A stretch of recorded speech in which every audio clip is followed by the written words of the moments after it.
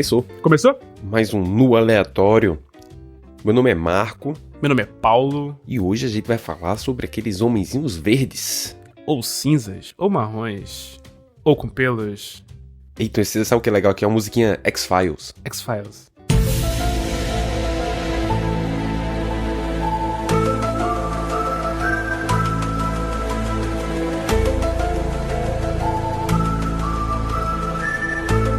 Eu comecei a ver X-Files há pouco tempo atrás. Eu não tinha Tu tá de brincadeira. Antigamente, né? Juro. Foi minha infância. Vou te dizer o porquê.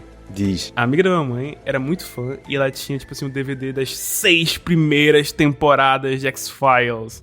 E eu falei, uou! E ela, quer assistir? Eu, quero.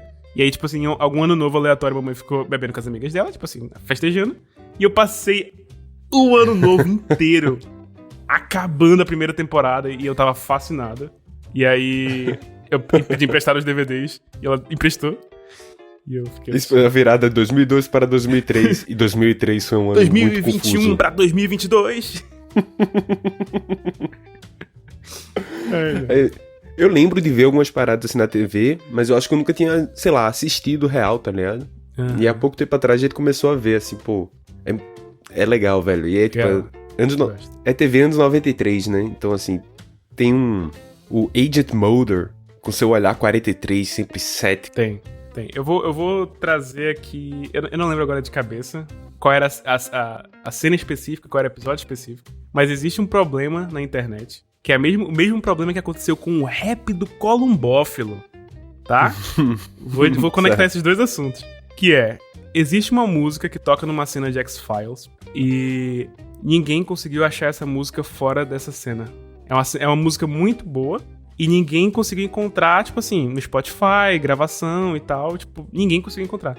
E aí acham que aconteceu aquela mesma coisa de alguém fez uma música, só tinha, sei lá, no CD ou no LP, alguma coisa assim. E não sobreviveu à mudança pro mundo digital, sabe? Tipo assim, ninguém sabe que música é essa. Essas são coisas de alienígenas. São coisas de extraterrestres. Paulo, e sobre alienígenas, Paulo? Como é que a gente vai começar? Eu acho que a gente tem que começar com... educando a nossa audiência sobre o que são os tipos de contato. Porque o Nu também é educação. Também é educação. Só rapidinho, disclaimer, tá certo? Quando a gente vai buscar qualquer informação sobre alienígena, não tem muitas fontes credíveis de informação não, tá certo? Às vezes até tem, mas a gente deixa de fora do episódio.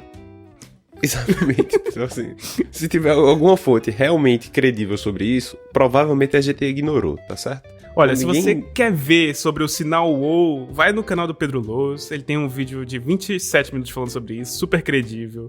É provavelmente o momento mais próximo que a humanidade já chegou de alienígenas.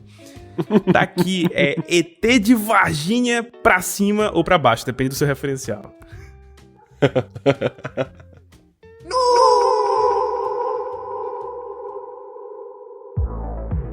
Vamos lá, tipos de contatos. Tipos de contatos. Vamos lá. Contato imediato de primeiro grau. É quando uma pessoa vê um objeto voador não identificado. Mas ele não interage com ela e nem com o ambiente, certo? É tipo, vi um helicóptero. Exato. Não identificado. Não identificado. Imagina se pra mim, todo objeto voador é não identificado. Objeto... O helicóptero passa e tá escrito... Não é um helicóptero? Aí você fica, uou. Exato, é um contato de primeiro grau. Exato. É tipo aquele quadro do não sei o que, Marguerite, que é o C'est pas un pipe, que é o não é um cachimbo. E é um cachimbo. E tá desenhado um cachimbo, mas tipo assim, não é um cachimbo, porque é um desenho de cachimbo. Sim. E aí tipo assim, um helicóptero escrito, não é um helicóptero. Aí você fica, A quantidade de gente que agora que deve estar vendo o drone e tá dizendo que é contato de primeiro grau deve ser assustador. Deve ser assustador, real. Abraços, Barack Obama! Vamos lá, contatos imediatos de segundo grau. É a interação do objeto voador não identificado e o ambiente. Plantas, animais e humanos. É uma interação física com o ambiente. Não entendi. Qual é a diferença do primeiro pro segundo? Passou o objeto voador. Exato. Passou, você viu. Segundo. Ele interage com algo. Tipo assim, você vê ele quebrando árvore, você vê ele matando um gado. Você vê, tipo assim, ele interagindo com o ambiente. Entendi, tá. Não pode abduzir ninguém, porque ainda não é... Esse aí a gente vai chegar lá, mas ainda não, sabe? Tá. Mas pode abduzir uma vaca, sei lá, se uma vaca for abduzida é 2º grau. Porque ele interagiu com o meio ambiente. Exato. Aí se fosse humano seria outra história, porque entraria num dos outros contatos. Tá bom. Contatos imediatos de 3º grau, que é quando há relatos de ocupantes dos OVNIs, mas sem contato direto ou comunicação. Ou seja, você vê que pela janela. Dando tchauzinho. Você vê pela janela. Olha. Ou sei lá, eles descem e você vê ao longe, sabe, as criaturinhas. Entendi. Entendeu? Entendi. Eu tô imaginando eles no avião, assim, olhando pelo vidro. Olha, mamãe. É a ponte. Olha, é a bilula de Brennan. Só vi ela em livros. Contatos imediatos de 4º grau, Marco. Há relatos de contatos de humanos com os ocupantes do objeto voador não identificado. Que agora eu vou chamar de OVNI, caso você ainda não tinha sacado que era a sigla. Sim. Porque é importante. Objeto faz voador. parte do conhecimento. Do glossário desse episódio. Que é a mesma coisa de UFO. É. Unknown Flying Object. Exato. E ufologia vem daí, né? Porque o Nu não é só cultura, ele é cultura bilíngue. Bilíngue. É exatamente. Às vezes trilíngue. 4º grau, então, é a gente falando com os alienígenas, trocando uma ideia com eles. Trocando uma ideia. Tem um contato ali. E aí, tem aquele filme do... Inclusive, eu assisti um documentário que era... Qual é o tipo de contato do filme Contatos Imediatos de 4º grau? 4º grau. Exato. Eu fiquei... Muito obrigado. Em que mundo o Discovery Channel achou por bem colocar essa pergunta, pô? Será que o nome do filme em inglês é outra coisa e os caras só traduziram assinatória, sabe? Tipo assim, o nome do filme é, sei lá, Wreck em inglês, não sei. E aí, tipo, aí ok, faz sentido, né? Não é óbvio. E esse documentário só faz sentido em inglês, tá ligado? Traduziram aí pronto. Exato. É o documentário do ET de Varginha, inclusive, caso a galera... É muito doido, né? De você chegar e, tipo... eu sou um cara meio cético, assim, eu acho que pode existir vida em outros planetas. Uhum. Mas os detalhes de encontro com alienígena, acho que é um negócio muito maluco, velho. Acho que é um negócio que eu não entendo, velho. Uhum. Tem um... Tu acredita em ET? Eu não acredito, mas que eles existem. Que? Não, mas é... Tipo, assim, eu acho que pode ter vida em outros planetas, mas eu não sei se a galera interagiu. Tem umas histórias, na verdade, que o cara fica meio... Eu tava procurando aqui os tipos dos alienígenas que a galera vê. Uhum. E tem os clássicos, os Greys, que é aqueles cinzinha do cabeção, do zóio grande, que é o que a maior parte das pessoas, a maior parte dos relatos acabam sendo baseados neles, depois de Roswell.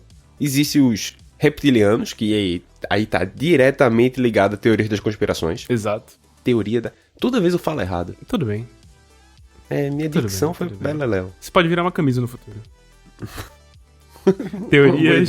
Teorias das conspirações, aí o S do da e o conspirações tudo riscado assim, e vira uma camisa do Nu. Pronto. Ultimamente eu venho percebendo que minha concordância é algo deplorável. Cara, depois que a gente ouve os episódios eu fico assim, nossa, eu falei tão errado isso. Mas deixa pra lá. Mas além desses dois, que assim, mais pessoas conhecem, eu vou mencionar 2 tipos de alienígenas que eu não sabia que seriam 2 tipos de alienígenas, tá certo? Tá certo. O primeiro é o chupacabra seria um tipo de alienígena. Isso eu sabia porque ele se conecta diretamente com as paradas sobre o ET de Varginha. Tipo assim, os mesmos jornais da época, quando estavam falando sobre o chupacabra, estavam falando também sobre essas coisas, entendeu? Descobri também. Aí o ET de Varginha seria um chupacabra. Não, eles estão ali, tipo assim, pousaram ali na América do Sul, sabe? Tipo, essa ideia. Mas é bem isso aí, quando eu procurei assim, essa questão do chupacabra sendo alienígena, era meio que uma raça muito... Uma raça de alienígenas muito identificada na América do Sul. Uhum. E eu fico... Pô, a gente pegou um tipo ruim da gota, né? Não sei. Pô, os outros vão conversando, os outros entram na política, os reptilianos. O nosso Pega umas fazendas e sai matando gado. Às vezes são os pets dos caras, né? O pet de quem? O chupacabra? Não, o chupacabra pode ser pet dos reptilianos, entendeu? Ah, entendi. Você não vai deixar o seu pet no meio da cidade, entendeu? Você deixa ali no meio das cordilheiras dos Andes. Entendi. E vai virar presidente, sei lá. E quando você quiser, você visita. Exato. Entendeu? Faz todo sentido. Entendi. É. O chupacabra deve ter todo no mercado, assim, o mercado de tosa. Deve ter. De cabra. De cabra, só. Exato. Tipo assim, se colocar ele num lugar onde não tem cabra, acabou o chupacabra, né? Será que o chupacu é uma evolução do chupacabra? Caramba. Acabou as cabras. Pra quem não sabe, vamos colocar na descrição. Explique o que é isso. Então, assim como o chupacabra também é uma aparição latina brasileira, né? Latino-americana brasileira. Uma criatura que... Ah, não, eu vou colocar na descrição. Leia se vocês quiserem. Mas é uma criatura que assusta as pessoas, né? E é realmente uma lenda. Eu não tô brincando, galera. Pode parecer piada que eu inventei agora, mas não é. É de fato algo que tinha uma lenda urbana, assim, sobre o chupacu. Não tô brincando. E assim, mais esquisito que o chupacabra tem um tal de Pleiadianos. Pleiadianos? Exato. E assim, a descrição deles não me parece nem um pouco alienígena, tá certo? Eles são alienígenas nórdicos. Ah, não. Eles têm 2 metros de altura, são louros, têm barba, olhos azuis, e eles são alienígenas meio com poderes meio místicos, assim. É o Thor da Marvel, entendeu? Eu imaginei exatamente isso. É o estereótipo do Thor da Marvel. É o Thor da Marvel. Chris Hemsworth. Exatamente. Tipo, os caras grandão assim, entendeu? Tipo, um bocado de gente nórdica, assim, 2 metros de altura, todo bem galego, do olho azul, meio mágico, meio místico. E, de novo, eu fico chateado que o que sobrou pro Brasil foi só o chupacabra. Não, pô, os caras são místicos, e o ET de Varginha, pô. Tem um ET de Varginha. Tem. Pô. Agora eu tô orgulhoso. Tem, pô. Vou trazer aqui o ET de Varginha, então. Tem alguma coisa pra falar ainda sobre as classificações? Não, as classificações são esses 4. Os reptilianos, Greys, Pleiadianos, que são os deuses nórdicos, e o chupacabra, tá certo? Vamos fazer assim, todo relato a gente tenta imaginar qual seria o tipo. E o contato. Pronto. Ótimo. Beleza. Estabelecemos as regras do game show. Isso. Instruímos a audiência e agora vamos levá-la junto na classificação de eventos alienígenas, não sei nem como se... Como é? Tem um nome pra isso, é de eventos... Eles chamam de eventos ufológicos, eu acho. Pronto. Isso que o Paulo disse. Eventos ufológicos. Começando com ET de Varginha.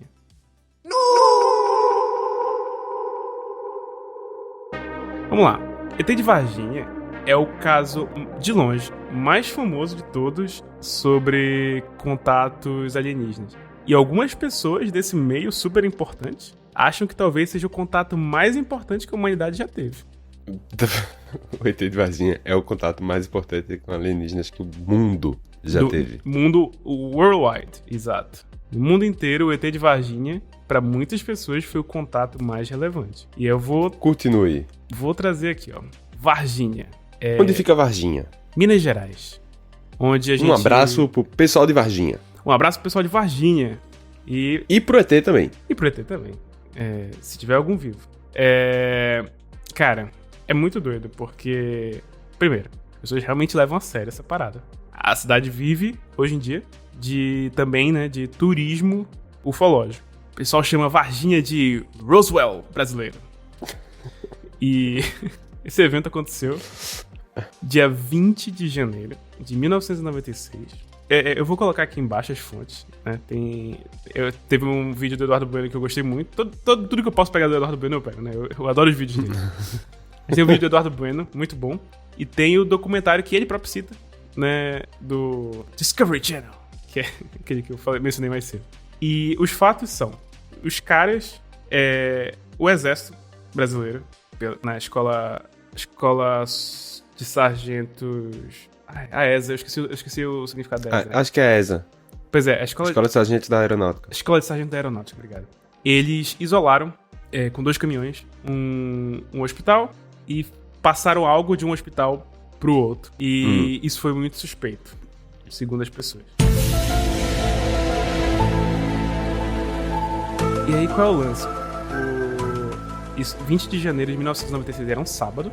E esses dois hospitais foram o Hospital Regional, que eles isolaram, depois pegaram e mandaram algo pro Hospital Humanitas e isolaram toda uma ala do hospital.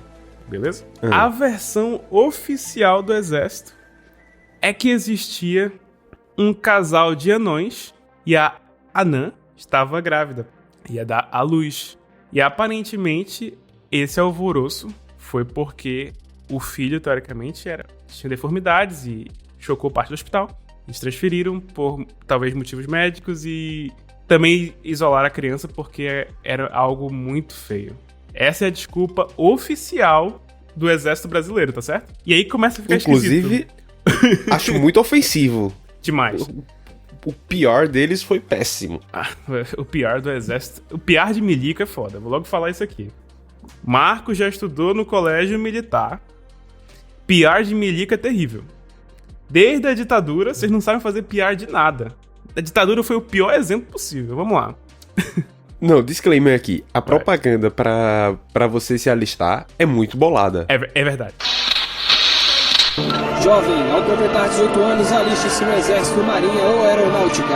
Você vai poder escalar montanhas, andar de helicóptero, queimar coisas, descer prédio correndo, andar de moto, entrar no rio, andar de barco, fazer natação, andar de cavalo, fazer polichinelo, levar o garoto para atravessar o rio, levantar uma butaquara, espada justiceira, dei minha visão além do alcance, Thundercats, oh! Exército Brasileiro, você não tem escolha, é obrigatório.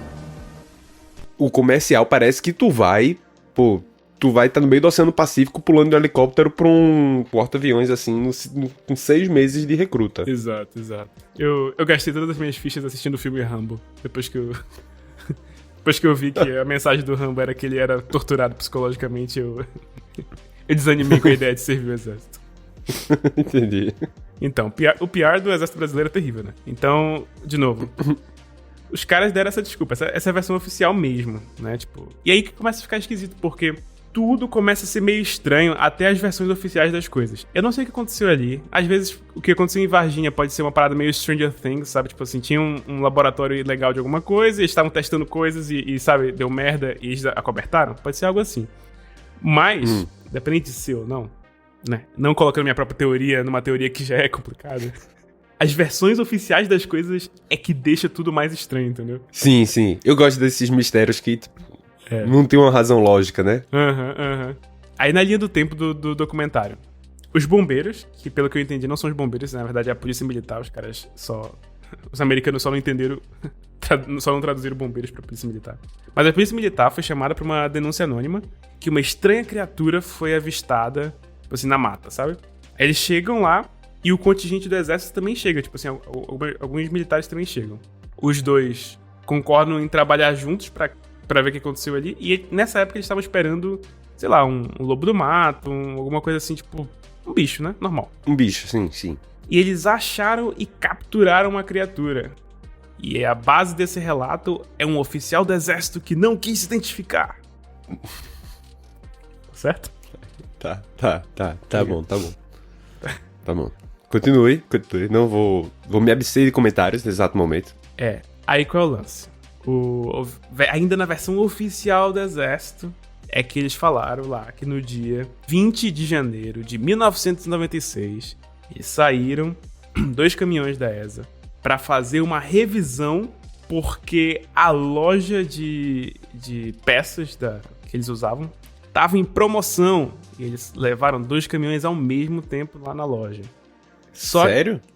E aí, tipo assim, nessa parada de sair com esses 2 caminhões, começou a chover, e aí eles atenderam ao chamado de tipo, alguém que precisava deles no hospital pra transferir alguém, aí eles se meteram nessa confusão. Mas a ideia era que eles tiraram os 2 caminhões pra fazer uma revisão. Só que eu tive muita atenção pra falar a data com o dia da semana, porque é dia 20 de janeiro de 1996, Marco. E isso era um sábado. E a loja de autopeças não abre no dia de sábado. A desculpa que eles deram foi a pior de todas, porque simplesmente não abria. Ou seja, os caras saíram pra pegar, sei lá, fazer alguma coisa, talvez, que eles não querem que o público saiba. E eu não vou meter alienígenas no meio ainda, na minha opinião própria. E os caras deram a pior desculpa de todas, porque é a mais fácil de verificar, pô. Mas enfim. Né? E aí, ok. Paralelamente a isso, no dia do evento, 5 animais no zoológico de Varginha morrem com hematomas estranhos. Enegrecimento na região estomacal. Laudo técnico oficial, Marco. Morreu de... não sei. Olha, eu tô começando a ficar com medo. Tô começando a achar que o ET de Varginha... Não tô brincando. Na moral, assim. O laudo médico sobre esses animais, tipo assim, os documentos, é literalmente, morreu de quê? Tá escrito, não sei. É um putrefamento bizarro, sabe? Na região estomacal. Morreu de não sei. Paralelamente, Marco, um policial militar morre de infecção misteriosa. Na mesma época? Mesmo dia, tipo assim, mesma sequência de fatos. Paralelamente, tá tudo isso acontecendo ao mesmo tempo, assim, tipo... Entre a madrugada do dia 20 de janeiro, assim, sabe? Sim, sim. Ele, no hospital, morre por asepsia. A versão oficial é que ele precisava operar... Tipo assim, ele fez a operação, ele participou dessa operação que eu falei mais cedo, e ele precisava operar um cisto, operou, e morreu de asepsia na cirurgia. Ele fez a operação e entrou na mesa cirúrgica logo após a operação. Logo após. Não, eu não sei o quão após, mas... Sim, mas se ele morreu no mesmo dia e ele participou do negócio, tipo assim, mais tarde ele ia fazer uma cirurgia. Exato. E aí, o laudo técnico acusa substâncias tóxicas de origem desconhecida, Marco. Que doideira. Isso tem muito cara desse negócio meio Stranger Things mesmo, né? Tipo, experimento e tal, vazamento de alguma coisa.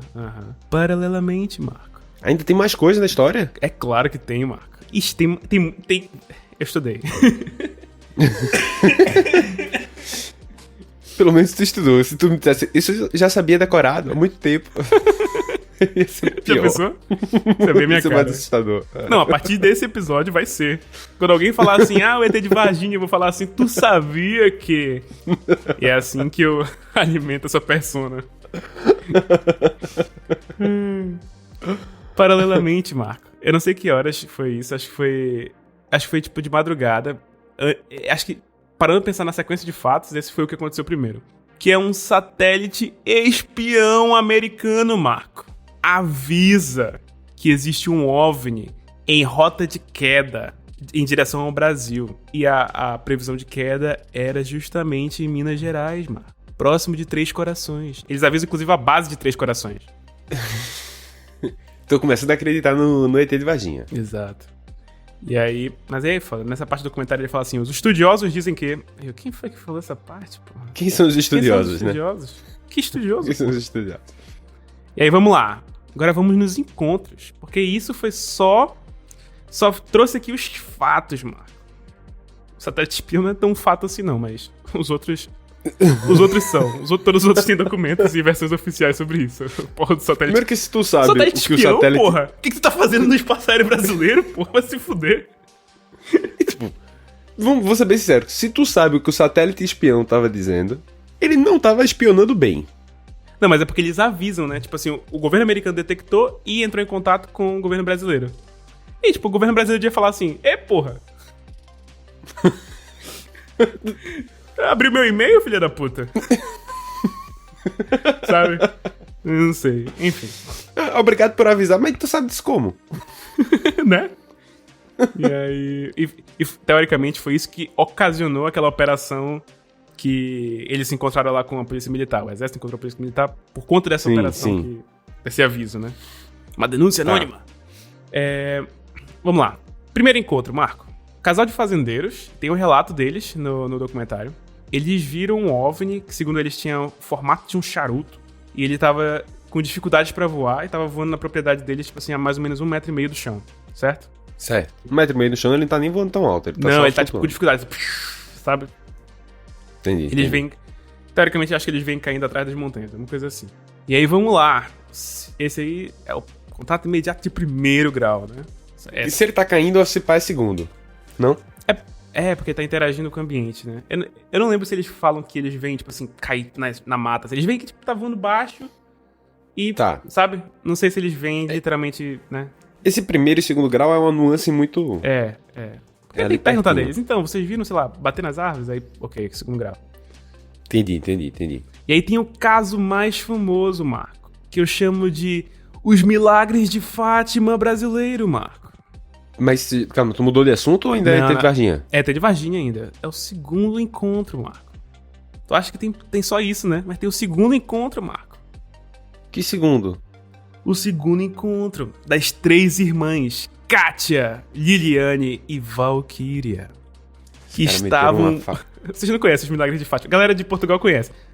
Conhece, Pesquisem os caras depois. meteram um milagre de Fátima alienígena, velho. Na moral. Venderam. Abraços pra Kátia, Liliane e Valquíria, que nos trouxeram essa maravilhosa história. E eu acredito 100% nelas. Elas estavam voltando pra casa, no dia 20 de janeiro, quando, encostada no muro, Marco, uma figura de pele marrom, olhos vermelhos, pele fina, muito fina, que ela conseguia ver, tipo assim, como se tivesse algo por dentro, assim, da pele, sabe? Tipo as veias. Tipo as veias. Meio translúcido. Meio translúcido, isso. Fedendo a amônia, Marco. Não sei como a pessoa sabe qual é o cheiro de amônia, mas tudo bem. Ah, é porque amoníaco tem cheiro de amônia muito forte, né? Você usa isso às vezes pra tirar esmalte. Acetona. Isso. Mas acetona... Ah, tá. Acetona é uma das coisas, mas dá pra tirar com amoníaco também, né? Menor ideia, pô. Não sei não.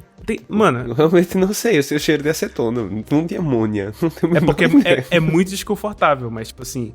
Eu não sei como é que era em 1996 a acessibilidade dessas coisas. Mas amoníaco, pelo fato de feder pra caralho, é bem mais barato. E tira esmalte também. Tá. Então tá aí bom. dá pra... Você tira esmalte com cheiro de mijo, verdade? Mas sai igual. Tá certo? Tá certo. Vamos lá, figura.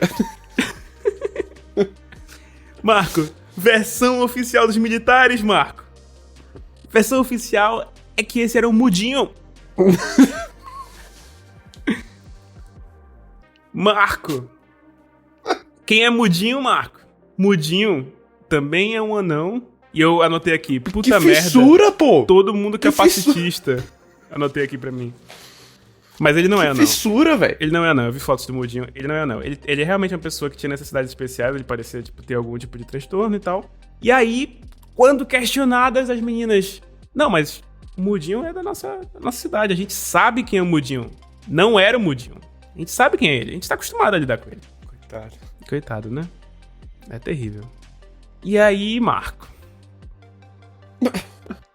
Os ETs, teoricamente, que eles capturaram lá no início da história, lá da Operação Especial. Sim, porque eles tinham capturado, né? E eles em capturaram tese, assim, eles o do tinham levado... zoológico também, Marco. E Tinha um no torturaram os zoológico? ETs. Isso foi o ET que falou pras meninas. Não. Isso foi o oficial do exército não identificado. Ah, tá.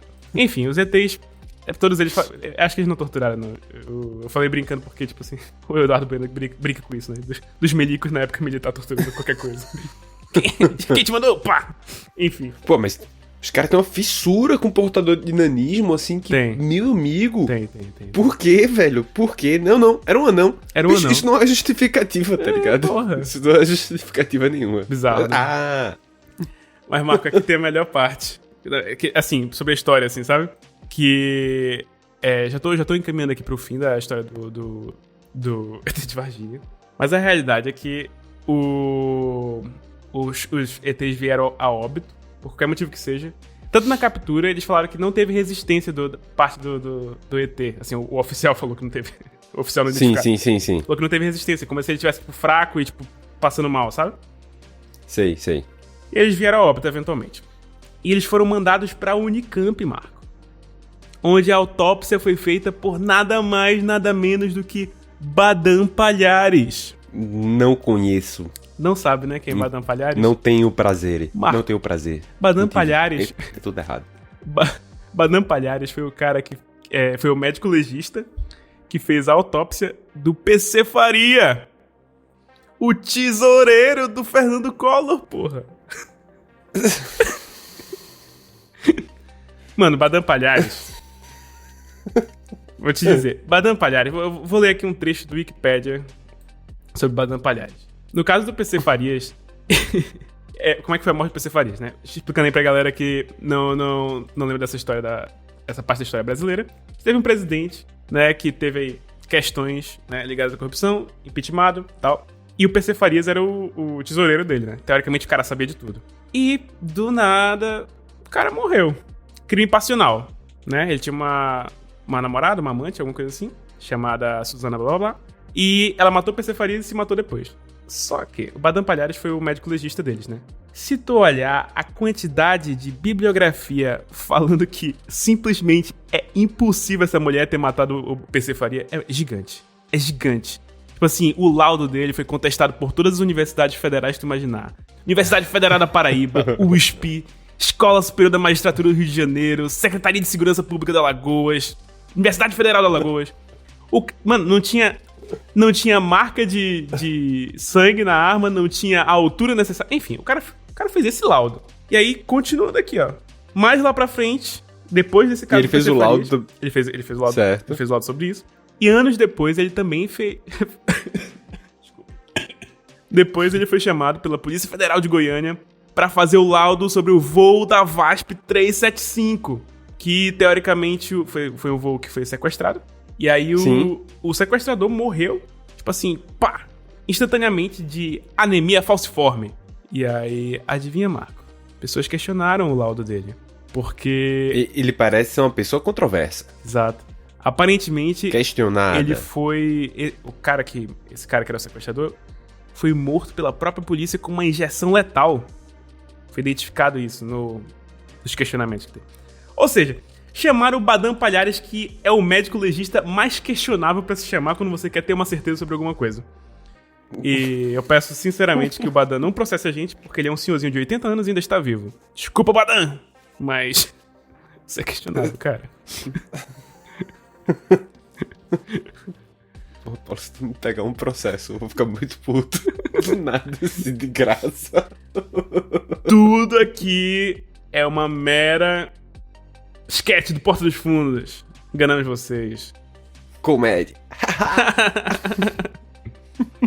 Sério, não levem a sério, gente. A gente tirou as coisas do Wikipedia, tá ligado? Beleza. Eu quero saber o laudo dele do ET de Varginha. Ele só fechou a porta em todo mundo que tentou perguntar alguma coisa pra ele. E ele não respondeu nada. Não respondeu nada. Aí tá errado. Aí tá errado. Porque aí, porra... Nem que seja pra dar uma mentira, diga que é um anão, sei lá, faz o que eles estavam dizendo, né? Pra todo mundo. Porra, o cara tem no currículo dele o voo da VASP, o PC Farias, se ele colocasse ET de Varginha, eu nem ia me importar. Porque o cara fez a vida, pô. O cara... Caraca, o cara, sei lá, fez a autópsia do Elvis também, sabe? Qualquer coisa. O cara é foda, pô. O ET de Varginha parece um chupa-cabra. Ele... Particularmente pela morte dos animais também no zoológico. Exato. Abraço do Eduardo Bueno. O Eduardo Bueno fala que quando chamaram o Badam Palhares, ele deu o único laudo que era possível. Que o ET de Varginha morreu e foi crime passional. O primeiro fugiu pro zoológico pra dar mais escapadinha. O outro descobriu, matou e se matou. Entendi. Eram 2 ETs. Eram. Que era do zoológico. Na verdade, não. Um foi lá, matou o outro. Ele foi resgatado. E esse primeiro estava nas ruas de Varginha. Encontrou a Kátia, isso, a Valkyria, e é o nome da terceira, e Liliane. E tava tentando arrumar uma carona de volta pra São Paulo. Tava querendo passar em São Paulo, que era a próxima parada dele. Passar ali comprar umas coisinhas em São Paulo. Não sabe quando vai voltar. Se meu avião caísse em Varginha, eu acho que eu ia ter dificuldade pra me localizar, assim. Eu não sei muito onde fica Varginha. Eu sei. Eu conheço aquela região ali de Três Corações. É muita plantação, né? Um lugar meio assim... As cidades acho que são meio distantes uma das outras. Ou tô errado. Se eu tivesse sendo errado, gente, pode corrigir. Não são distantes, não. Já foi em Goiás? Não. Goiás é tipo assim... Plantação, outra cidade. Tipo, não é tão longe. Eu tô acostumado com cidades muito longe uma das outras, assim, sabe? Ah, tá. É tipo assim, é colada. São plantações, ok, tem muita fazenda e tal, mas as cidades são muito coladinhas uma da outra. Tipo assim, de carro é 3, 4 minutos entre uma e outra, sabe? Tranquilaço. Ah, de boa, bem perto. É muito de boa. E ali aquela região é uma região cafeira muito legal. Eu gosto muito. Muito específico, um conhecimento. Você viajou bastante pelo Brasil. Eu tenho um tio que mora ali no sul de Minas. Aí eu já fui pra lá visitá-lo. Bem legal. Não encontrei nenhum alienígena que eu saiba. Exato, eu ia perguntar isso pra você. Algum contato? Não. Não tive nenhum contato. Que aparentemente o pessoal vai pro lado de lá. Quer dizer, que eu lembre. E no Brasil a gente tem outros contatos também, fora do de Varginha. Esse é o caso mais emblemático, assim, né? Vou colocar aqui também no final do episódio. Vocês vão ter esquecido, achado que o episódio já praticamente acabou. Eu vou colocar o trecho sobre o ET de Alegrete, porque eu tenho uma amiga que é de Alegrete e ela vai se amarrar.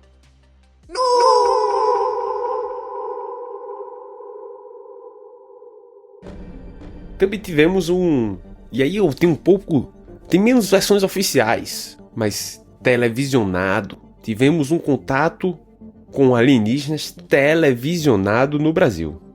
Incrível.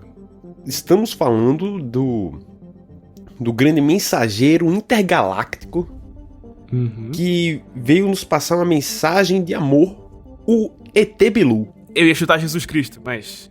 Quase, não, desculpa aí, pessoal. não, foi fazer a sua piadinha, eu me senti só errado. Desculpa o pessoal religioso, eu não quis ofender. Em 2010, a Rede Record de televisão, grande Rede Record, ao vivo, no Domingo Espetacular, ela apresenta uma matéria onde foi gravada uma entrevista com o ET Bilu. Grande ET Bilu. Isso foi qual ano? Foi em 2010.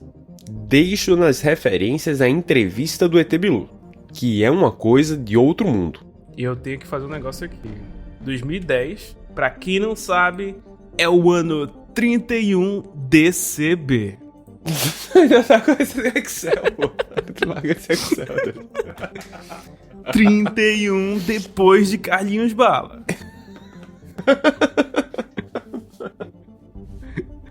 Pode seguir, Marco. Desculpa. O ET Bilu, ele em tese vem de uma comunidade. Ele foi identificado numa comunidade, tá certo? Uma comunidade que chamava Comunidade Portal, que em tese eles eram mais isolados. Assim, eles tinham um terreno, eles eram mais isolados e eles viviam, assim, tentando fazer o contato com os alienígenas. Eles eram uma comunidade ufóloga. Ok. E aí disseram assim, ó, tamo aqui com o ET, que é o ET Bilu. E aí a Record foi lá. A entrevista é no meio do mato, o ET Bilu, claramente, assim, não dá pra ver muito, assim, ele. E ele tem uma voz, Paulo, muito diferente da que eu esperava que ia ter quando eu tivesse um contato com seres de outro planeta. O rapaz da câmera chega, a câmera tá acesa, e você só ouve uma vozinha vindo do mato. Paga luz!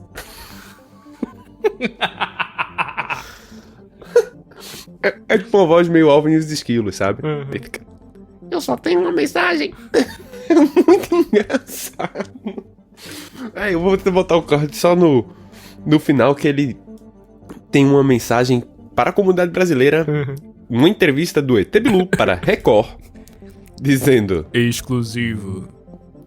Busque. E a única coisa que ele fala, assim, a entrevista mesmo assim é 1 minuto e 50 e contando eles procurando o cara no mato. Eu lembro que isso foi notícia, velho. Isso foi tipo assim, todo mundo só falava sobre isso nessa época. No Brasil todo. E a vozinha era assim, ele faz, tem alguma... O repórter pergunta, tem alguma mensagem que você quer deixar pra Terra? E o ET Bilu faz, busquem conhecimento. E fica aí, essa mensagem do Bilu para todos os ouvintes.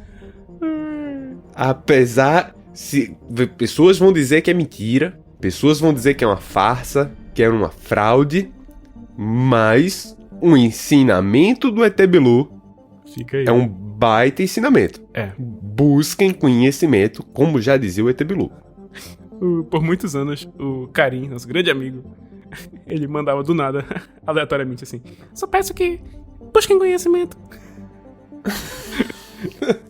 Do nada ele lançava isso numa conversa. Abraços, Karim. E, velho, descobriram que o ET Bilu... Assim, descobriram não. Dizem por aí, existem pessoas ainda que acreditam, tá certo? A comunidade portal se chama Dáquila. Nossa. E é um movimento ainda que anda, tá certo? E foi que essa comunidade também foi criada, e eu acho que isso vai entrar no ponto que você queria trazer, tá certo? Por um rapaz chamado Seu Urandir, que é um ufólogo brasileiro, certo? Que criou essa comunidade portal, que hoje virou Dáquila, e viralizou novamente suas opiniões em 2022, trazendo o assunto de Ratanabá. E aí eu deixo esse assunto com o especialista, o filho de Ratanabá, o descendente de Ratanabá. Filho de Ratanabá. Mano, é muito doido esse negócio de Ratanabá. Porque o lance é o seguinte. Vou começar dizendo que realmente existem muitas cidades perdidas na Amazônia, tá certo? Pois existem mesmo. Não tô brincando. Existem muitas. Se acha o tempo todo em sítios antropológicos cidades perdidas. E é uma coisa assim dos anos 70 pra cá. 78, digamos assim. Tem tido um movimento de pesquisa na Amazônia sobre as cidades que existiram na Amazônia, principalmente no meu estado, no Amazonas, elas não seguem o estereótipo de cidades que a gente encontra aqui na Europa, por exemplo. Porque se pensava muito que a Amazônia não tem tantos mamíferos grandes, não tem tanta disponibilidade de comida, a terra não é tão fértil, ela basicamente consegue se manter com o extrativismo, mas se você for cortar as coisas e tentar plantar, é muito difícil plantar coisas na Amazônia. Tipo assim, existem algumas exceções, mas no geral... Você nem sabia disso. Então, por muitos anos, até quase os anos 80, se pensava que era impossível ter comunidades, tipo assim, maior do que 500 pessoas, por conta da disponibilidade de comida. É muito difícil gerar cidades no meio da Amazônia por conta de como é que se sustenta um núcleo urbano desse. Até que pesquisadores sérios, né, eventualmente descobriram várias cidades e, como tem poucas pedras na Amazônia, as coisas das cidades eram feitas de madeira. Madeira se estraga. A gente tem descoberto muitas cidades e muitos sítios arqueológicos por poucas coisas que eles fizeram em pedra, pouquíssimas, e por muita cerâmica. Os povos amazônicos antigos, eles eram muito bons em cerâmica. Tipo assim, quase 5 mil anos antes da China começar a primeira cerâmica dela, os povos indígenas amazônicos já tinham, tipo, cerâmicas complexas, entendeu? Então, realmente, cidades perdidas na Amazônia realmente existem. Não vou falar que não. E às vezes você acha registro dessas cidades, sabe? O meu tatuador, ele é antropólogo. E se ele estiver ouvindo, ele já me falou várias histórias sobre os sítios arqueológicos na Amazônia que ele visitou. Bem legal. Então, por exemplo, um que eu gosto muito, eu vou trazer isso aqui justamente por causa dos manauaras, que não sabem disso. Mas tem uma região próxima de Manaus, chamada Açutuba. E é uma praia famosíssima, tipo assim, uma das praias mais famosas, próxima de Manaus, que dá pra se banhar, tipo assim, é limpa e tal. E aquela região ali, ela, antes da chegada dos portugueses, teve, por 10 séculos, né, um milênio, uma cultura, chamada Cultura Açutuba. E a Cultura Açutuba, tipo assim, envolve vários povos indígenas diferentes que tinham mais ou menos os mesmos costumes. E chegou a sustentar 5 mil pessoas numa cidade mega complexa, pô. Tipo assim, 5 mil pessoas, véio. Com cemitério, com fosso, com... Como é que fala aquele negócio de queda d'água pra levar água? Aqueduto? Aqueduto. Tipo um aquedutozinho? Uhum. Aquedutos. Tipo assim, de madeira, as coisas não sobreviveram ao tempo como os romanos, né? Mas assim, não vou também falar sobre os romanos porque, porra, as coisas deles sobreviveram eles próprios, então, pra quê, né? Mas, enfim. E, cara, essa cultura nem foi a única que viveu ali. Foram dominadas por outra galera que viveu lá por 1 milênio, que foi a cultura Manacapuru, que é o nome de um município lá. E depois chegou outra galera chamada Guarita, e essa Guarita, de fato, teve contato com os portugueses. Que foi do ano 700 depois de Cristo até o século XVI, ou como eu anotei aqui, 1279 ACB até 479 ACB. Antes de Carnaval. Eu nem sabia disso. E aí fica aqui esse disclaimer que isso não é sobre alienígena, isso é sobre fatos reais, assim, isso. Sobre informações históricas. Isso é sobre pesquisa séria. Pesquisa séria. Isso é muito legal, velho. Porque, tipo, não é nem sobre criar várias ilações, mas o fato de reconhecer que existiam comunidades de certa forma organizadas é um negócio muito legal, né? Que, tipo, pouca gente... Eu não sabia. Organizadíssimas, pô. Tipo, que tinham toda uma relação de comércio, toda uma relação de... Tipo assim... a gente teve uma época que a gente adotava muito a teoria dos cacicados complexos, né? Que são civilizações subordinadas a outras civilizações, mas no geral eles são a mesma cultura, sabe? Tá. Cacicados complexos é uma coisa muito específica amazônica. Mas enfim. Tudo isso pra dizer parecido com vassalos e suzeranos. Mais ou menos, porque a relação dos cacicados complexos não é igual ao vassalos e suzeranos. É mais uma relação de respeito e... Não é tanto de domínio, é mais uma relação de respeito. sabe? Tá. E aí você tem uma metrópole que é mais desenvolvida e você tem, tipo assim, grupos menores, menos desenvolvidos. Mas se todos eles forem pra guerra, os cascados complexos conseguem se chamar pra se ajudar, entendeu? Complexo. É uma história... isso é história amazônica. Mas o lance existem muitas coisas preciosas na Amazônia. Em alguns lugares existe ouro, mas a realidade é que ouro não é a parada mais preciosa, assim, em termos econômicos na Amazônia. Tem muitas outras coisas, tem outras pedras, tem outras coisas assim. E sempre tá tendo conflito com garimpeiros, né? Tipo assim, sempre tem conflito com garimpeiros na Amazônia. Os caras passam aquelas máquinas, tipo assim, destruindo o rio mesmo e foda-se, garimpando assim no nível industrial totalmente ilegal. E isso cruza com a ideia de alguém chamar achar uma suposta cidade perdida chamada Ratanabá. E agora a gente vai voltar pros alienígenas. E agora a gente só pra avisar pros alienígenas.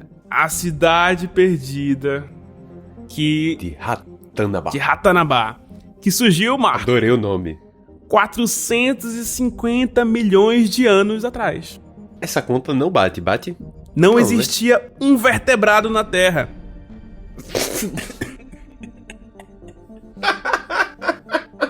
É o berço da civilização, Marco. Tá certo? Tipo, é o berço de uma civilização que foi destruída e aí teve outra civilização, né? Assim, tipo, os invertebrados. A civilização... E 450 milhões de anos atrás, coincidentemente, é a data da primeira extinção em massa, quando falta oxigênio na Terra. Mas enfim, informação aleatória. E foi aí que Ratanabá sumiu. Foi. Surgiu e sumiu. Foi aí. Entendi. E aí... Os caras fizeram um negócio enorme e quando ficaram grandes... exato. É isso. Eles iniciaram... Eles são os Murios, Marco. Que aportaram em Ratanabá, Marco. Quem? Os Murios. Quem são os Murios? Os que aportaram em Ratanabá. Isso é o quão longe a gente consegue ir. Não consegui ir muito mais que isso. Não me força, Marco. Não, tudo bem. Não se preocupe, não. E Ratanabá significa dos reinos para o mundo, Marco. Entendi. Não me perguntem qual é o idioma. Tá certo? Isso chegou em um nível em que foi compartilhado por páginas de fofoca, como a Choquei, abraço Choquei, pelo trabalho excepcional aí. Pelo menos eles excluíram depois, vai. E foi apresentado na época pelo secretário de Cultura, Marco. Que aí eu posso falar que ele era funcionário público, né? O Mário Frias. Tá certo? Tá certo. Eu não quero fazer associação, mas o governo, por acaso, que o Mário Frias estava, tinha bastantes interesses ligados aos garimpeiros. Mas não vou entrar nesse detalhe. Só vou falar que talvez vocês conectem a história de Ratanabá com o que eu falei no início. Talvez exista essa conexão. E aqui, se você chegou até agora e tá dizendo assim, não confio mais no Nu, eles só estão falando besteira, eles só estão trazendo fake news. Você devia ter desistido na rafanidose. Se você passou dali, você sabe pro que você veio. Episódio 4 foi o limite. O secretário da Cultura falou sobre isso. Então, quem somos nós para nos abstermos? Exato.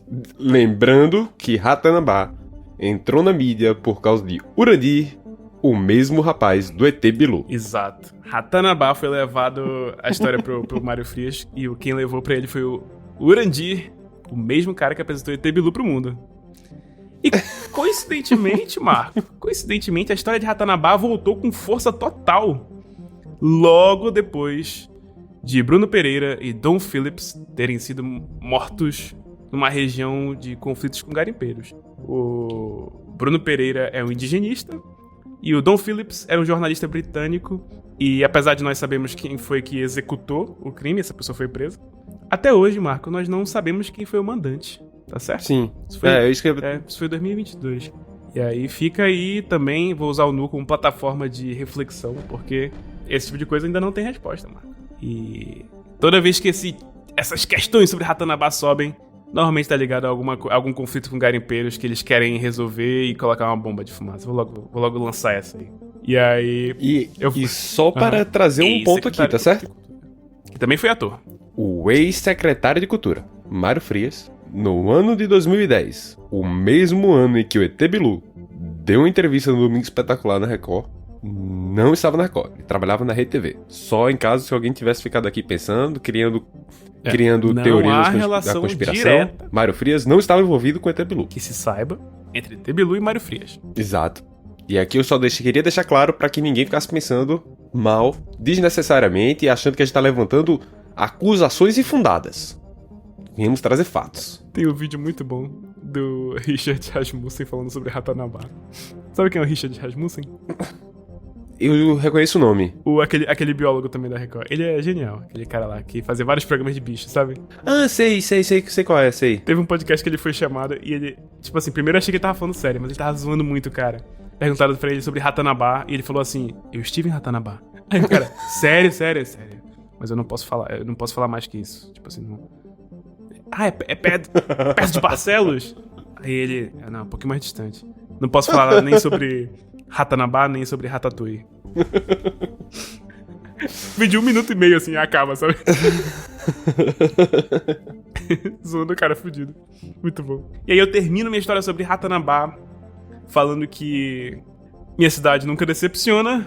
Em 2023 nós tivemos um samba enredo sobre a cidade de Ratanabá, na escola de samba de Manaus. Ai, Manaus, meu ciúme.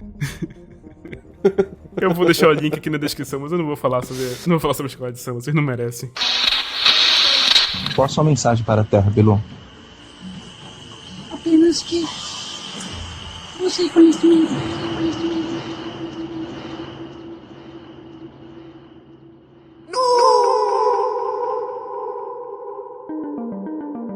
Vamos lá, a gente pulou aqui um ponto, certo? Eu acho que o ET de Virgínia é um chupacabra. O ET Bilu, você acha o quê? Eu acho que ele bate com o chupacabra também. Tô achando que o ET de lá é só isso. Eu acho que o chupacabra é uma parada mais... Parece mais um bicho, tipo um cachorro, um negócio assim mais... Sabe? Eu acho que o ET Ele não mandaria buscar conhecimento. O ET Bilu não. O ET de Varginha parece mais a descrição dos Grey, apesar de ele ter a pele marrom. Tá, porque ele era baixinho em tese. Ele era baixinho. Assim, eu tô supondo que ele era baixinho, tá certo? Porque todo mundo tá dizendo que era não. Eu tô supondo que ele é baixinho. Exato. Olhos vermelhos, grandes, assim, sabe? Eu acho que podia ser um Grey. Entendi. O ET Bilu, acho que por buscar conhecimento, acho que... Não sei se eu estou sendo preconceituoso com os chupacabras, mas também acho que seria algo mais Grey, por buscar conhecimento. Ou pode ser aí os deuses nórdicos bizarros, né? Não sei também. Não acho. Não acho. Não acho. Tá bem. Não faria sentido. Não passaria como se Thor, nada. Né? Não, se o Thor tivesse na comunidade Portal, hoje ele ia ter um Instagram e ia ser um grande influencer no Brasil. Boa. Porque o Brasil gosta do padrão nórdico. Boa. Ele não estaria escondido na floresta. Entendi. Alguém tinha chamado ele pra ser protagonista de Malhação. Ou do novo filme da Marvel. Exato. Vai, Marco. Manda. Rapaz, o meu próximo negócio, vou sair do Brasil um pouquinho. Tá certo? E aí eu acho que fica até uma recomendação de entretenimento. Se quiser classificar isso como no artístico especial, eu recomendo o documentário da Netflix desse ano chamado Rael, o Profeta Alienígena. Perfeito. E isso aqui é um negócio... É surreal. É uma mistura de seita com alienígena, tá certo? Rael, cara, tem um contato de 4º grau, tá certo? Com os alienígenas, que de acordo com eles são parecidos com os seres humanos, e isso acabaria batendo lá com aqueles deuses mais nórdicos, que são bem retratados como seres humanos. E ele é um francês, ele vai na TV, ele dá o relato dele, e a galera começa a seguir ele, assim, tipo... Pô, e ele entra numa mensagem meio espiritual de que os alienígenas que criaram a gente, tá ligado? Uhum. E aí, pessoal, se vocês forem em qualquer documentário do History Channel, tem um bocado de interpretações ou reinterpretações de histórias antigas com a lógica de que eles seriam alienígenas. Okay. E aí, os deuses ele vem meio que... Eram os deuses astronautas, o negócio meio eram os deuses astronautas. E aí ele vem com essa mensagem, começa a espalhar, ele começa a juntar uma parada assim muito maluca, velho. E depois ele vira uma seita, tá certo? Mas não é aquela seita também porra, sai matando a galera, suicídio coletivo, essas coisas não, gente. Pelo amor de Deus. É mais... É só meio maluco, saiba, né? Assim. Se eu tivesse uma seita que eu matasse a galera, eu também não falaria. Não, mas eu tô dizendo que não tem prova nenhuma. Ninguém fala sobre isso, não, entendeu? Não é Midsommar, existe uma certa manipulação, aquele problema da seita ali, mas assim, não chega a ter uma... Mas assim, o cara veio e aí ele vai evoluindo porque ele junta, por exemplo, 12 apóstolos. Ele começa a entrar numa vibe de que ele é um mensageiro. E aí ele adota o nome Rael, que significa mensageiro. E aí ele junta os 12... são os 12 primeiros ali, e aí eles vão pra uma floresta e eles começam a entrar na parada mais rezar pros alienígenas, e aí bota a mãozinha pra cima, é bem parecido com a religião mesmo, ele vai se transformando, inclusive foi classificado como religião depois no futuro ele se classifica como religião. E, pô, ele se considera um embaixador dos extraterrestres. Eu vou dar aqui só alguns bullet points, tá certo? Porque eu não quero estragar a surpresa de quem assistir. E pergunto pra ele se ele vai ter uma segunda visão, ele vai pros alienígenas, os alienígenas pegam ele, abduzem ele, e eles, bicho, cheguei lá em cima, todo mundo é simpático, todo mundo é conversador, todo mundo é bem legal, assim. Sentei numa mesa, tava Buda, Moisés... a Oprah Winfrey... Maomé e Jesus. E todo mundo conversando ali na mesa, e tava todo mundo engraçado, todo mundo rindo, tirando piadinha. Siddhartha Gautama, todo mundo olhando ali, a vida não é mais sofrimento. e esses profetas, eles teriam sido mantidos vivos por um processo de manipulação celular. Tá certo? Como DNA. Algo meio clone, assim, você pegou o seu... Ele diz que ele pega na sua célula o seu código genético. Isso ele tá falando em 1950, 1960. Eu vi um cara que tava falando sobre Ratanabá também, sobre essa porra de manipulação. Trocou a ordem cromossômica. Exato, exatamente, é uma parada dessa. Pro Rael, tipo, os alienígenas pegaram essa galera e ele meio que refaz um clone e transfere a consciência dessa pessoa pra lá e essa pessoa tem a vida eterna. Tá certo. Entendeu? Tá certo. Se explica mais ou menos a questão de Elias, da Bíblia, de que simplesmente sumiu, entendeu? Aí ele começa a interpretar mais desse sentido. Vou te dizer uma coisa aqui, um parênteses, beleza? Certo. Sabe aquele momento em que o ouvido faz aquele... Sabe, tipo assim, que fica aquele barulho agudinho? Sei. Eu sempre falo pra minha esposa que eu tô fazendo upload.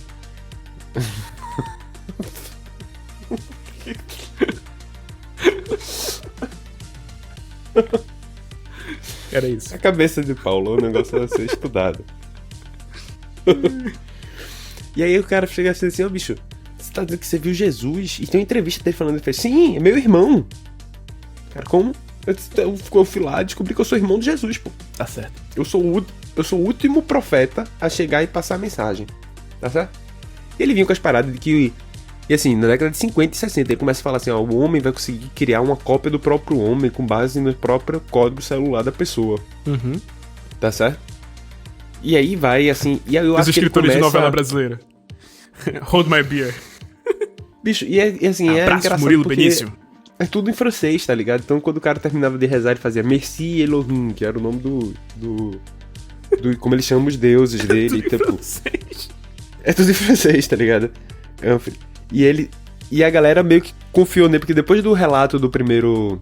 E assim, sendo bem sincero mesmo, acreditando em alienígena, eu diria que o primeiro contato dele faria até algum sentido, e a partir do segundo eu acho que é um negócio muito mais que ele se perde ali na história dele e vira mais seita. Né? E vira mais seita. Pra mim, assim, quando o que ele começa explicando teria alguma razoabilidade, a partir do segundo ele se perde. E... Tinha um livro que era assim, ele chamou a galera através de um livro, né? Que ele publicava um livro, o livro que diz a verdade. E a galera via, e tem uns desenhinhos, tem o desenho da nave, que é bem aquelas naves filme americano de 1950, 1960, que era claramente na cordinha que ia pendurado. E tem 10 centímetros, não sei o quê. E pô, o cara... A segunda viagem dele, que é quando eu acho que ele começa a se perder, ele volta e ele diz que é o mensageiro, enviado pelos Elohim e tal. Ele fala dessa mesa que ele encontrou com Jesus, Buda, Moisés e Maomé. E ele explica o seguinte. Ele foi pra esse planeta. Nessa segunda viagem ele viaja pra esse planeta. E ele vê o planeta deles. E é um planeta perfeito. E ele descreve algumas coisas. Que é... Chove de noite, nunca de dia. Parece realmente um planeta bom. Parece ok. Se chover, tem que... Chover de noite... Tem algo aqui que eu acho torturante, que é, de acordo com ele, existe uma música ambiente. De novo, pessoal, podem assistir Rael, do Netflix, recomendo muito, vou deixar o link nas referências. Assisti todinho essa semana.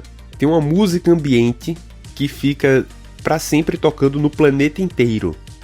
E quando você fala, ela abaixa. Quando você fica em silêncio, essa música sobe novamente. O que pra mim seria caótico. Não tem um minuto de silêncio. Porque eu também não acho que eles tenham uma playlist tão diversificada.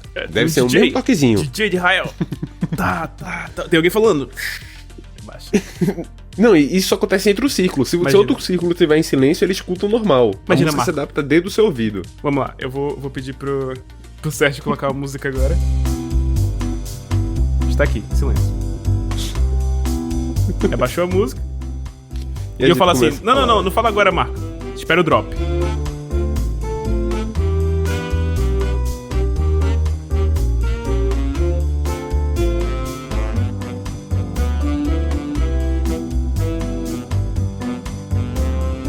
Essa música fica totalmente a critério do Sérgio, tá certo? A gente dá asas à sua criatividade. Exato.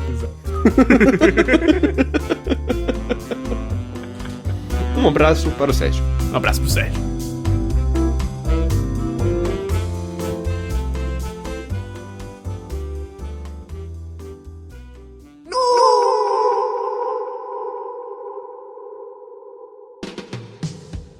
E, por final, que além dessas mesas com profetas, além da música ambiente e da chuva só à noite, o Rael, e aí eu realmente vou sair com essa aqui, disse que ao chegar lá havia animais que eram frutos de experimentos genéticos. Então tinham esquilinhos com cabeça de ursos de pelúcia na cor rosa e azul por todo o planeta. Era a fauna do planeta. Eram esquilinhos com cabeça de ursos de pelúcia. Isso depois virou toda uma religião, e existe um problema que depois com clonagem é muito maluco. O Rael tá vivo até hoje, o movimento ainda existe até hoje, okay. Tá certo? Espero que não use a internet. Não, usam. É surpreendente, tá certo? Pessoal de Israel, se quiser ouvir o No Aleatório, fica aí a recomendação. Os israelianos têm uma embaixada que eles querem construir para receber os alienígenas. Inclusive, existe material porque eles estão com o problema de obter autorização, obviamente. A gente vai construir essa embaixada e juntar os fundos. Mas uma das opções para fazer a embaixada dos alienígenas é aqui em Portugal. Palmas aí pra Lisboa. O lugar ideal para baixar uma nave espacial e visitar a embaixada dos israelianos é em Lisboa. E quem ficar curioso, também deixarei aqui na referência a entrevista do movimento israeliano falando sobre construir uma embaixada em Portugal. Isso. E aí a gente fica a critério de vocês. Seria bom ou ruim? Beleza. Beleza. Boa. Marco, eu acho aqui que a gente já tá próximo do fim, digamos assim, do episódio. Sim. Então eu vou pegar aqui o material que até agora é meu favorito. Que eu tenho uma amiga que ela tem uma história envolvendo alienígenas. E ela sempre me falou dessa história.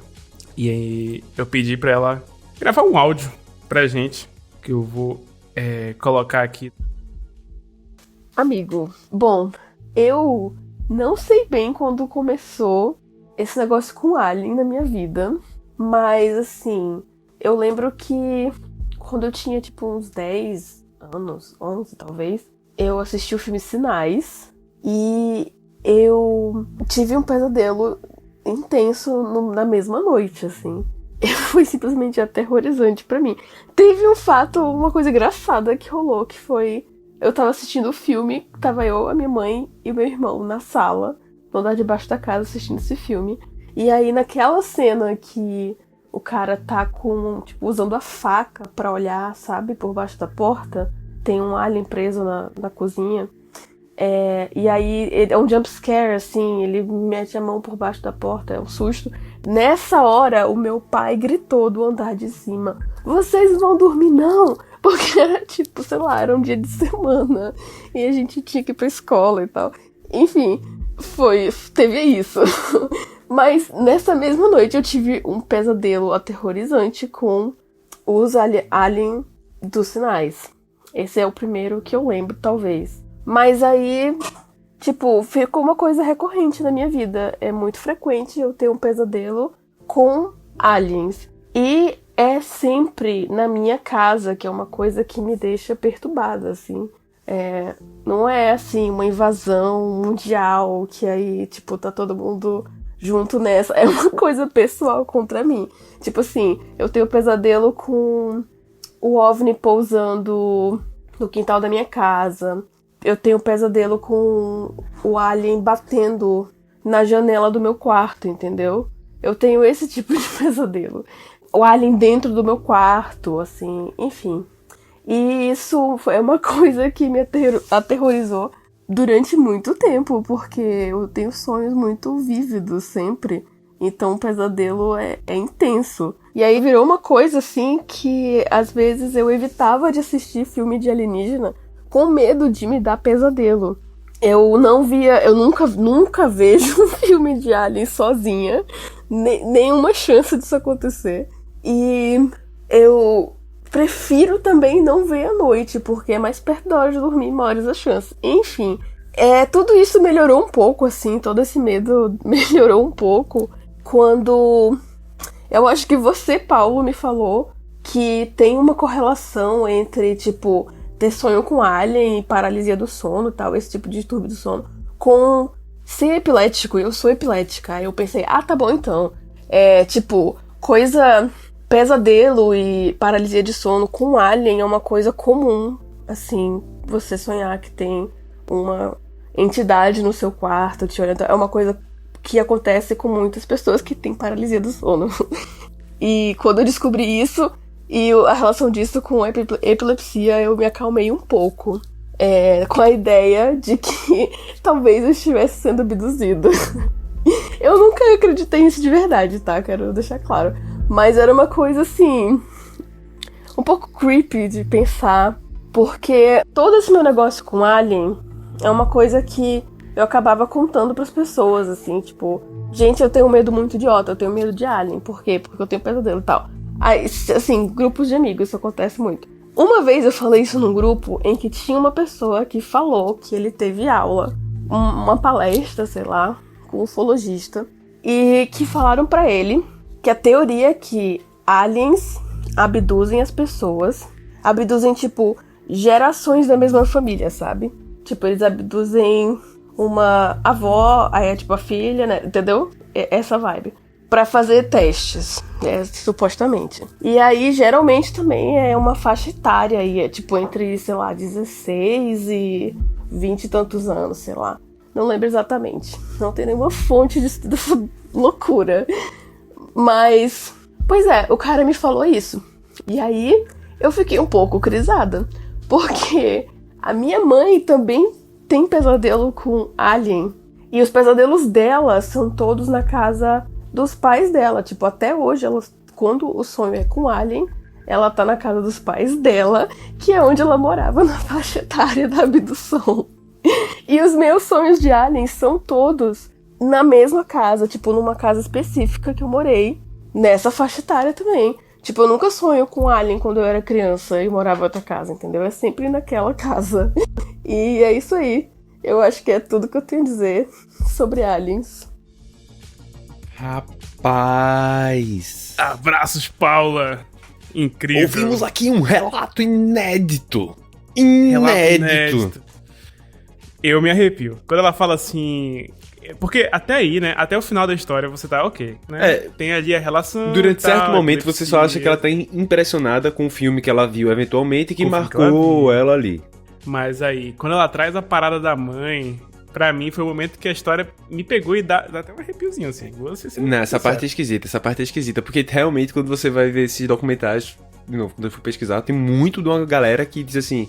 Pô, depois que você é abduzido, você tem sonhos constantes e mais ou menos a mesma coisa. Sempre a mesma coisa. Uhum. Inclusive, tem gente que acha que tá sendo abduzido novamente. Que é uma segunda vez. Sim, sim. E que os vários sonhos, na verdade, são as várias vindas deles. Sim, vários testes diferentes. Exatamente, porque todos nós sabemos que para fazer exame precisa de separar pelo menos uns 2 dias durante a semana. E não pode ter comido antes. Exatamente, eu acho que por isso que faz no sono também, né? Exato. Você perde Só foi dormir e dar umas 6 horinhas de sono, já Isso. tirou ali o açúcar, Exato. já não tá com a glicose alterada, Exatamente. o que facilita a retirada de sangue pelos colaboradores dos laboratórios a mais. Que quem não sabe é terceirizado pelos alienígenas. Parabéns pelos colaboradores dos laboratórios a mais. Caramba, doideira, velho. Doideira. Doideira. Fico muito feliz que ela tenha conseguido mandar esse áudio pra gente. Eu tinha pedido pra ela, mas eu não sabia se ela ia conseguir mandar a tempo, né? Muito feliz. Eu sou meio cético, assim, tipo, eu nunca sei se eu acredito ou se eu não acredito, mas eu sempre fico nessa dúvida, assim, sempre dou... Existe uma chance daquilo tá rolando, tá ligado? Eu sempre trato muito assim. É meio assustador, assim. Muito, muito doido, muito doido. A gente vai deixar aqui a audiência com esse mistério, eu acho, hein? Vamos deixar com esse mistério. O que é que vocês acham? Esse é um bom ponto, uma boa pergunta pra ele.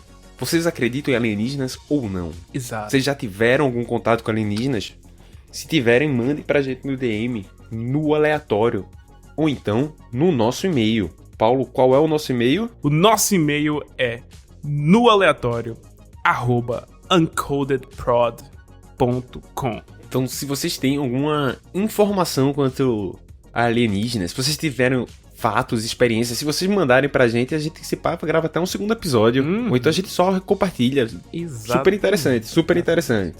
Exatamente. Marco, eu tenho uma história muito curta, que era muito longa, mas eu vou falar só sobre a parte curta dela, que eu achei pouquíssima informação sobre, mas eu vou... Digamos assim que depois desse episódio eu vou pesquisar mais a fundo em loco, que é o grande causo de outubro de 1974, onde um OVNI sobrevoou Manaus. 1900 quanto? 74. Conte-me essa história. Existe aqui, tirado da fonte OVNI Hoje, que eu vou colocar na descrição, um causo, que é um relato. Quem contou esse relato originalmente é um brother que é um pastor revolucionário. Eu não vou falar o nome dele aqui, mas ele vai estar, obviamente, na referência, né? Eu tenho muitas restrições de compartilhar o nome das pessoas assim, mas... Né? Tudo bem. Ele conta essa história e várias pessoas, aparentemente, daquela época, contam essa história também. Que, cara, um OVNI, assim, que parecia ter era uma nave muito grande, de aparência meio estranha, com luzinha saindo de dentro dela, sobrevoou Manaus. E o cara, na época, tava estudando no Instituto Federal, que provavelmente na época não se chamava IFAM, se chamava outra coisa. Ele tava estudando no Instituto Federal, próximo de onde eu estudava também. E, cara, eles conseguiram... Ele tava na aula de física e, tipo assim, todo mundo viu essa parada. A parada sobrevoou o Rio Negro, as pessoas que estavam ali naquela região viu também isso. Uma nave gigantesca sobrevoou Manaus. E a parte mais interessante sobre isso tudo é que todos os jornais da época falavam só sobre isso. Só sobre isso. Outubro de 1974, em Manaus, um OVNI sobrevoou Manaus e todo mundo falava sobre isso. A questão é, Marco, que o pesquisador do OVNI Hoje tentou achar os jornais de Manaus da época. Ele achou de todos os meses de 1974, na Biblioteca Nacional em Brasília. Menos em outubro. Outubro não tinha jornal. O que aconteceu com esses jornais? Talvez o QAnon esteja certo e reptilianos estejam comandando o nosso governo e apagando informações, apagando rastros. Real. E aí, tipo, nesse post dele, ele conseguiu reunir vários comentários de outros sites em que outras pessoas comentaram sobre isso. Tipo assim, meu pai era canoeiro na época. E, tipo assim, ele viu a parada do Rio, entendeu? Tipo, fulano de tal. Tipo, várias pessoas de lugares diferentes de Manaus viram aparentemente o mesmo objeto não identificado. E aparentemente os jornais falavam sobre isso na época, mas ninguém consegue encontrar esses jornais. Eu próprio não consegui também. Não foi o Zeppelin, não? Passou em Recife o Zeppelin. Pois é. Pode ter sido isso. Pode ter sido isso. Eu acho que em Manaus as pessoas não sabiam que era um Zeppelin. E aí pode ter sido, né? Vindo aqui pro lado racional da parada. Mas... não sei. Não, mas eu prefiro achar que são alienígenas. E tinha um bolo de carne voador em Manaus. É porque as pessoas descrevem como se fosse, tipo, a textura da parada fosse algo diferente. Não parece uma nave espacial... Não parece aquela clássica estadunidense, sabe? Sim. E aí... entendi. Sei lá. O cara... É a versão Tupiniquim. exato. Eu vou estar em Manaus em algum momento dos próximos 2 anos, eu vou investigar isso em loco. Pô, ia ser super legal. Eu vou falar com os meus parentes e tal. A minha mãe era muito nova nessa época. Tipo assim, ela... Menos de 10 anos, fosse. Ela não vai lembrar dessa merda. Mas... Tu vai em Manaus e tu vai conhecer... Tu vai tentar fazer uma viagem pra Ratanabá. Vou pra Ratanabá. Fazer uma live pelo Instagram do Nu Aleatório. Mas eu vou com certeza pra Praia da Açutuba. Então, tamo lá. Então pronto aí. Nós vamos ser os caçadores da verdade. The Truth Seekers.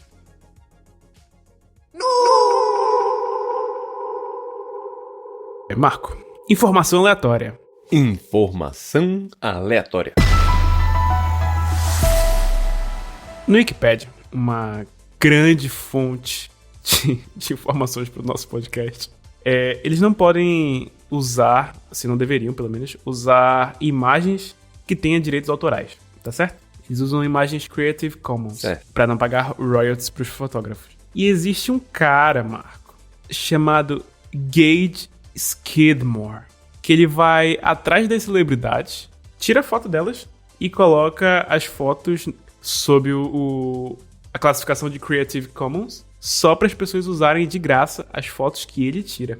Ele é um Robin Hood fotográfico. Ele vai em todos os eventos possíveis. Ele vai na San Diego, ele vai por todos os eventos que ele pode para pegar o máximo número de celebridades ao mesmo tempo, para que as pessoas conseguirem usarem as fotos em Creative Commons e colocarem na internet. Ele não tira só foto de celebridade, ele tira foto de tudo, mas celebridade é uma das que ele tira, né?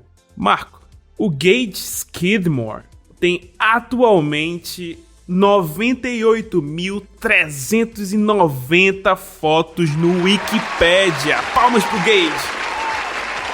Gage Skidmore, o grande herói, o Robin Hood da fotografia. Alguém financia esse cara? Se eu tivesse tanta foto, eu podia ganhar uma grana em cima dessas fotos. Dane-se, tá ligado? Você também não... É contrário ao propósito dele, pô. Não, tudo bem, mas que propósito é esse, pô? Meu propósito é botar o máximo de fotos no Wikipedia possível. Cada um follow your dream. É o Robin Hood. E essa foi a minha informação aleatória. Muito boa, muito boa, muito boa. Vamos então pro próximo quadro? Próximo quadro. O Nu Artístico. Nu Artístico. Pro Nu Artístico, eu acho que a gente pode sugerir duas coisas, tá certo? Eu sei que você tem uma sugestão de podcast que é relacionada com alienígenas e eu queria deixar algum outro lugar para onde vocês possam buscar mais informações mais embasadas. E eu queria sugerir uma cantora que é a personificação da vida alienígena. Iniko. Iniko fala muito sobre alienígena nas músicas delas. Iniko é I-N-I-K-O. Ok. Tá certo? E assim, a voz dela é linda, assim, as músicas dela são realmente muito boas e mesclam muito essa ideia de... Ela menciona muito alienígena e ela fala muito com um quê de fé. E a música dela é muito forte, assim, tipo... Você realmente sente, é uma sugestão efetivamente genuína de coração de que as músicas são muito boas e toda vez que eu vejo a letra das músicas dela, existe alguma referência a alienígenas. E eu acho isso muito engraçado, ao mesmo tempo que é muito legal. E fica aí, Iniko. Muito bom, muito bom. Eu tenho a recomendação, já feita antes também, do Espaço Indecifrável. O Espaço Indecifrável tem coisas sobre alienígenas também, beleza? Ah, é verdade. Tem alguns episódios especiais sobre alienígenas. Sérgio e Karim. Sérgio, nosso editor, e Karim, certo? Tem aí esse podcast maravilhoso. E eu já ouvi alguns episódios, né? Mais antigos também sobre alienígenas. Tinha uma época que a gente escrevia umas coisas no site. Eu cheguei a escrever um conto. Mas aí era um conto de terror, era outra parada. Mas também essa parada meio, tipo, sabe? Mistério. Místico. Uhum. É verdade, você tinha mostrado o episódio, era do Espaço Indecifrável. E também tem o Bunker X, por Afonso 3D e Afonso Solano. Também estão trabalhando com a produtora. É um podcast muito bom. E eles basicamente falam sobre ufologia. Bunker X. Então, pessoal, fica aí recomendações se vocês quiserem ir mais a fundo nesses assuntos que nós trouxemos de forma costumeiramente rasa, como vocês estão acostumados. É isso. É bom que nessas recomendações vão trazer um pouco mais de informação do que a gente normalmente traz. Eu gosto que é meio que me isento, entendeu? Assim, eu dou informações meio mais ou menos, mas ó, quiser mesmo procurar, é aqui, ó. Não confia em mim, vai nas referências, é isso. Então, terminou? Terminou. Esse podcast foi uma produção Uncoded. Acesse uncodedprod.com para saber mais.